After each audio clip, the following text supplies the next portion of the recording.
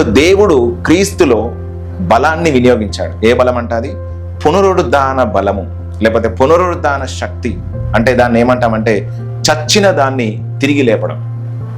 This is very difficult thing. ఈ భూమి మీద దేన్నైనా చేయగలుగుతారు, కానీ చచ్చిన దాన్ని తిరిగి బ్రతికించడం అనేటువంటిది చాలా కష్టమైనటువంటి పని. చూడండి, ఒక చెట్టును మనం కొట్టేసామనుకోండి, ఒక మొద్దు మిగిలిపోయింది, దానికి మళ్ళీ చిగురు అనేది ఒక ఎండిపోయినటువంటి దానిలో నుంచి చిగురు రావడం అనేటువంటి కొంచెం కష్టం. ఒక వ్యక్తి చనిపోయాడు, తిరిగి మళ్ళీ లేపడం అనేటువంటిది కష్టతరమైనటువంటి పని.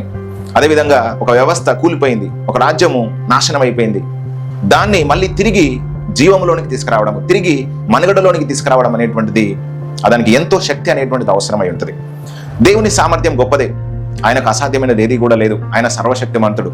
అయితే ఇట్లాంటి అసాధారణమైనటువంటి శక్తి, ఇట్లాంటి పునరుద్ధాన బలము దేవుడు విశ్వసించు వారికి ఆయన చూపించడానికి సిద్ధంగా ఉన్నాడు.